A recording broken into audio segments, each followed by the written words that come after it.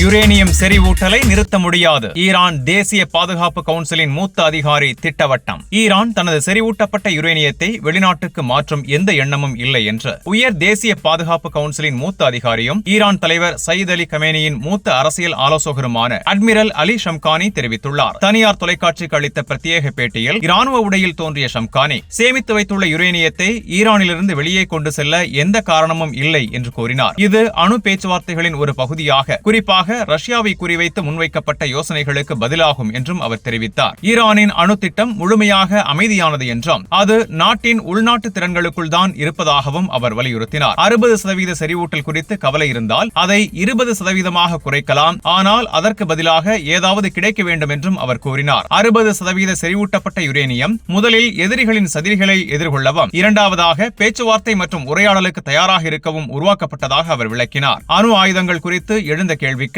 மேற்கத்திய நாடுகள் நாம் என்ன சொல்கிறோம் என்பதை புரிந்து கொள்ளவில்லை அல்லது புரிந்து கொள்ள விரும்பவில்லை. அணு ஆயுதங்களை உருவாக்குவதும் வைத்திருப்பதும் எங்கள் கோட்பாடுகளால் தடை செய்யப்பட்டுள்ளது என்று கூறினார். இது பேச்சுவார்த்தைக்கு அப்பாற்பட்ட விஷயம் என்றும் புரட்சியின் தலைவர் மற்றும் இஸ்லாமிய குடியரசின் தலைவர் சயீத் அலி கமேனியின் நிலைப்பாட்டிலிருந்து வந்த முடிவு இது என்றும் அவர் தெரிவித்தார். முந்தைய பேச்சுவார்த்தைகளில் வலியுறுத்தப்பட்ட கொள்கைகளை அவர் மீண்டும் நினைவூட்டினார். ஈரான் அணு ஆயுதங்களை தேடவில்லை, தேடாது, ஒருபோதும் சேகரிக்கவும் செய்யாது. ஆனால் அதற்கு மறுபக்கம் விலை கொடுக்க வேண்டியிருக்கும் என்றார். ஈரானின் செறிவூட்டப்பட்ட யுரேனியத்தின் இருப்பு குறித்து அவர் முக்கிய தகவலை வெளியிட்டார். செறிவூட்டப்பட்ட யுரேனியத்தின் சரியான அளவு தெரியவில்லை, ஏனெனில் ஒரு பகுதி இடிபாடுகளுக்குள் சிக்கியுள்ளது. அதை அகற்றுவது மிகவும் ஆபத்தானது என்றார். இதன் காரணமாக சர்வதேச அணு ஆற்றல் முகமையுடன் பாதுகாப்பை உறுதி செய்து ஆபத்தை தவிர்த்து அளவை மதிப்பிட பேச்சுவார்த்தைகள் நடைபெற்று வருகின்றன என்றும் தெரிவித்தார். அமெரிக்காவுடன் பேச்சுவார்த்தை குறித்து பேசுகையில் ஈரான் அமெரிக்காவுடன் மட்டுமே நடைமுறை பேச்சுவார்த்தைக்கு தயாராக உள்ளது, வேறு யாருடனும் அல்ல என்று தெளிவுபடுத்தினார். ஐரோப்பாவின் பங்கை அவர் கடுமையாக விமர்சித்தார். 2018 ஆண்டு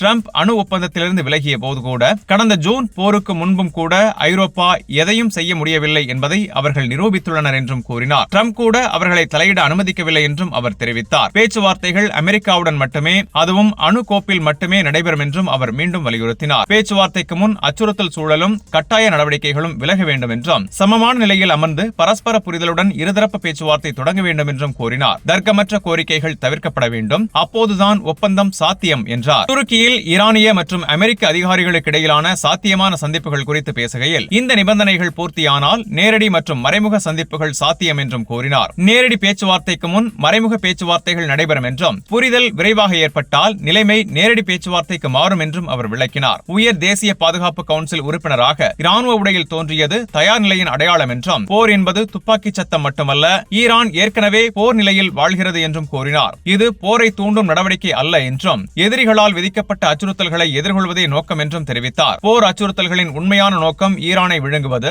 ஆனால் இஸ்லாமிய குடியரசு இருக்கும் வரை அது சாத்தியமில்லை என்றும் கூறினார். கடந்த 4 தசாப்தங்களாக அவர்கள் பல முயற்சிகள் எடுத்தும் தோல்வியடைந்துள்ளனர். இந்த முறையும் அவர்கள் அந்த உண்மையை உணர வேண்டும் என்றும் தெரிவித்தார். உள்நாட்டு நெருக்கடி போர் தயாரிப்பா என்ற கேள்விக்கு, அது அமெரிக்காவின் பல்வேறு திட்டங்களின் ஒரு பகுதி என்றும், தற்போது பிளான் பி நடைமுறையில் இருப்பதாகவும் கூறினார். போர் தவிர்க்க முடியாததா என்ற கேள்விக்கு, இராணுவ ரீதியாக அது தவிர்க்க முடியாததாக கருத வேண்டும் என்றும், ஆனால் அரசியல் ரீதியில் இன்னும் வாய்ப்புகள் உள்ளன என்றும் கூறினார். அதில் சரியான பாதை ராஜதந்திரம் என்றும் வலியுறுத்தினார். அமெரிக்கா தாக்குதல் நடத்தினால் பிராந்தியத்தில் உள்ள அமெரிக்க தளங்கள் இலக்காகும் என்றும், இஸ்ரேலுக்கு எதிரான தாக்குதல் நிச்சயம் என்றும் அவர் கூறினார். 12 நாள் போரில் சோதிக்கப்படாத திறன்களை இப்போது சோதித்து வருகிறோம் என்றும் தெரிவித்தார். தலைவர் கமேனியின் பாதுகாப்பு குறித்த கேள்விக்கு, அவரை பாதுகாப்பது எங்களின் கடமை என்றும், எந்த சிறிய தாக்குதலும் பெரிய நெருக்கடியாக மாறும் என்றும் எச்சரித்தார். புரட்சியின் எதிர்காலம் குறித்து எந்த அச்சமும் இல்லை என்றும், சிரமங்கள் புரட்சியை மேலும் வலுப்படுத்தும் என்றும் கூறினார். இறுதியாக கடந்த 47 ஆண்டுகளாக ஈரான் போரை தொடங்கவில்லை என்றும், அதை மாற்ற விரும்பவில்லை என்றும் கூறி, பாலஸ்தீனம் மற்றும் லெபனானில் உள்ள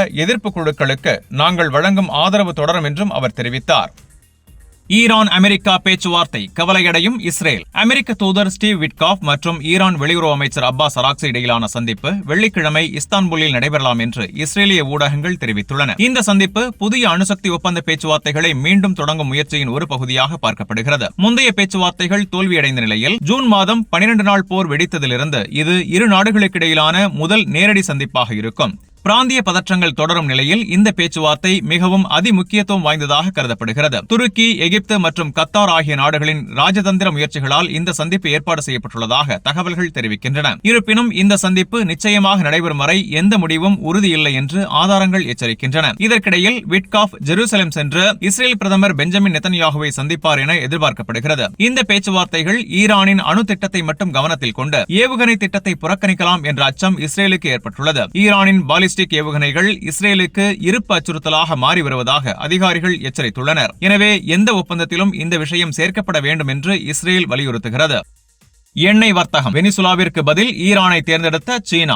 அமெரிக்காவின் காரகாஸ் மீதான நடவடிக்கைகளால் தடைபட்ட வெனிசுலா கச்சா எண்ணெய் விநியோகத்தை மாற்றுவதற்காக சீனாவின் சுதந்திர சுத்திகரிப்பு நிறுவனங்கள் தள்ளுபடி செய்யப்பட்ட ஈரானிய கச்சா எண்ணெயை வாங்க தொடங்கியுள்ளனர் என்று ராய்ட்டர்ஸ் செய்தி வெளியிட்டுள்ளது. சீனாவில் முன்பே சேமித்து வைக்கப்பட்டிருந்த ஈரானிய எண்ணெயை பயன்படுத்துவதன் மூலம் உலகின் மிகப்பெரிய கச்சா எண்ணெய் இறக்குமதியாளரான சீனா வெனிசுலா விநியோகத்தில் ஏற்பட்ட வீழ்ச்சியை ஓரளவு ஈடு செய்துள்ளதாக சந்தை வட்டாரங்கள் தெரிவித்தன. டிசம்பர் நடுப்பகுதிக்கு பிறகு வெனிசுலாவிலிருந்து சீனாவுக்கு செல்லும் எண்ணெய் ஏற்றுமதி கடுமையாக குறைந்துள்ளது. அமெரிக்க அதிபர் டொனால்டு டிரம்ப் நிக்கோலஸ் மடூரோ அரசுக்கு எதிரான நடவடிக்கைகளின் ஒரு பகுதியாக தடை செய்யப்பட்ட கப்பல்களுக்கு எதிராக கட்டுப்பாடுகளை விதித்ததன் விளைவாக இது ஏற்பட்டதாக கூறப்படுகிறது. வெனிசுலாவின் எண்ணெய் விற்பனை மற்றும் வருவாயை கட்டுப்படுத்துவதே வாஷிங்டனின் நோக்கம் என்றும் டிரம்ப் விளக்கியுள்ளார். இதற்கிடையில் அமெரிக்கா வெனிசுலா எண்ணெயில் 50 மில்லியன் பீப்பாய் வரை விற்பனை செய்ய அனுமதித்துள்ள போதிலும் பெட்ரோ சைனா நிறுவனம் வாங்குதலை தற்காலிகமாக நிறுத்தியுள்ளது. ஷாண்டாங் மாகாணத்தை மையமாக கொண்ட டீபாட் சுத்திகரிப்பு நிறுவனங்கள் சீனாவில் தொட்டிகளிலும் கப்பல்களிலும் சேமிக்கப்பட்டிருந்த ஈரானிய கச்சா எண்ணெயை விரைவாக வாங்கியுள்ளதாக வர்த்தகர்கள் தெரிவித்தனர். ஈரானிய எண்ணெய் பிரண்டுகளின் எண்ணெய் விலையை விட சுமார் $12 தள்ளுபடியில் கிடைப்பதால் ரஷ்ய மற்றும் வெனிசுலா எண்ணெய்களை விட மலிவான மாற்று வழியாக உருவாகியுள்ளது. ஐக்கிய அரபு அமீரக அதிபர் முகமது பின் ஜாயித் ஜப்பானுக்கு திட்டமிடப்பட்டிருந்த தனது அரசு பயணத்தை ரத்து செய்துள்ளதாக ஜப்பானின் பொது ஒலிபரப்பாளர் NHK தெரிவித்துள்ளது. பிப்ரவரி 8ஆம் தேதி தொடங்கி 3 நாட்கள் நடைபெறவிருந்த இந்த பயணம் ரத்து செய்யப்பட்டுள்ளது. NHK மேற்கோள் காட்டிய ஜப்பானின் அதிகாரிகள் குறிப்பிடப்படாத உள்நாட்டு சூழ்நிலைகள் காரணமாக ஐக்கிய அரபு எமிரேட்ஸ் இந்த முடிவை எடுத்ததாக தெரிவித்துள்ளனர். இருப்பினும் இந்த பயண ரத்து ஈரான் மற்றும் அமெரிக்காவுக்கு இடையே அதிகரித்து வரும் பதற்றத்தை தொடர்புடையதாக பரவலாக நம்பப்படுகிறது. மேற்கு ஆசியாவில் பரந்த அளவிலான இராணுவ மோதல் ஏற்படும் அச்சம் அதிகரித்து வரும் நிலையில் இந்த முடிவு எடுக்கப்பட்டுள்ளதாக கூறப்படுகிறது. இதுவரை இந்த விவகாரம் குறித்து ஐக்கிய அரபு எமிரேட்ஸ் அரசு அதிகாரப்பூர்வமாக எந்த கருத்தையும் வெளியிடவில்லை. இதற்கிடையில் ஈரான் மீது அமெரிக்கா மேற்கொள்ளும் அச்சுறுத்தல்கள் காரணமாக பிராந்திய போர் வெடிக்கலாம் என்று ஈரான் எச்சரித்துள்ளது. கடந்த வார இறுதியில் ஈரானிய உயரிய தலைவர் சையத் அலி கமேனி தனது நாடு தாக்கப்பட்டால் பிராந்திய போர் ஏற்படும் என்று தெரிவித்தார். ஈரான் மீது ராணுவ நடவடிக்கை எடுக்கப்பட்டால் அமெரிக்கா மற்றும் இஸ்ரேல் இலக்குகளுக்கு பதிலடி கொடுக்கப்படும் என்று தெஹ்ரான் முன்பே எச்சரித்திருந்தது. இந்த சூழலில் அமெரிக்க அதிபர் டொனால்டு டிரம்ப் அமெரிக்க கடற்படை படைப்பிரிவு சில நாட்களில் ஈரானை சென்றடையும் என்று ஞாயிற்றுக்கிழமை கூறினார். பதற்றத்தை குறைக்க ஈரானுடன் பேச்சுவார்த்தை நடத்தி வரும் குறிப்பிடப்படாத வளைகுடா நாடுகள் உள்ளதாகவும் நாங்கள் ஒப்பந்தம் செய்வோம் என்றும் டிரம்ப் தெரிவித்தார். பல நாடுகள் அதிகரித்து வரும் பதற்றத்துக்கு பதிலளித்து தங்களின் ராஜதந்திர மற்றும் பாதுகாப்பு உத்திகளை மாற்றி அமைத்து வருகின்றன. இந்நிலையில் ராஜதந்திர முயற்சிகள் தீவிரமடைந்து வரும் நிலையில் ஈரானின் பாதுகாப்பு தலைவர் அலி லாரிஜானி பேச்சுவார்த்தைகளுக்கான கட்டமைப்பு ஏற்பாடுகள் முன்னேறி வருவதாக சனிக்கிழமை தெரிவித்தார். கத்தார் வெளியுறவு அமைச்சர் முகமது பின் அப்துல் ரஹ்மான் அல் தானியின் திடீர் தெஹ்ரான் பயணத்திற்கு பிறகு இந்த அறிவிப்பு வெளியானது. சமீபத்திய தொலைபேசி உரையாடலில் முகமது பின் சாயித் ஈரானிய அதிபர் மசூத் பெஷேஷ்கியானிடம் உரையாடலை ஐக்கிய அரபு எமிரேட்ஸ் ஆதரிப்பதாகவும் பிராந்திய ஸ்திரத்தன்மையை ஊக்குவிக்கும் முயற்சிகளுக்கு துணை நிற்பதாகவும் தெரிவித்தார். நிச்சயமற்ற சூழ்நிலை நீடித்தாலும் நெருக்கடியை குறைக்க ராஜதந்திர வழியை ஆதரிப்பதாக இரு தரப்பினரும் பொதுவெளியில் உறுதியளித்துள்ளனர். அமெரிக்கா ஈரான் மோதல் அதிகரித்ததை தொடர்ந்து உலக சந்தைகள் எதிர்வினையாற்றின. திங்கட்கிழமை எண்ணெய் விலைகள் கடுமையாக வீழ்ச்சியடைந்தன. பிரெண்ட் கச்சா எண்ணெய் ஆரம்ப வர்த்தக அமர்வுகளில் பீப்பாய் ஒன்றுக்கு சுமார் $65.60 என்ற அளவில் வர்த்தகமாகி 5% மேல் வீழ்ச்சியடைந்தது. ஆண்டு தொடக்கத்திலிருந்து எண்ணெய் விலைகள் சுமார் 7.5% உயர்ந்திருந்த போதிலும் இந்த வீழ்ச்சி மேற்கு ஆசியாவில் சாத்தியமான இடையூறுகள் குறித்த முதலீட்டாளர்களின் கவலையை பிரதிபலிக்கிறது. தனியாக பிராந்திய சூழ்நிலையுடன் தொடர்புடைய பாதுகாப்பு அச்சங்கள் காரணமாக பல முக்கிய ஜப்பானிய திரவ இயற்கை எரிவாயு வாங்குபவர்கள் இந்த வாரம் கத்தாரில் நடைபெறும் முக்கிய எரிசக்தி மாநாட்டிலிருந்து விலகியுள்ளதாகவும் தகவல்கள் தெரிவிக்கின்றன.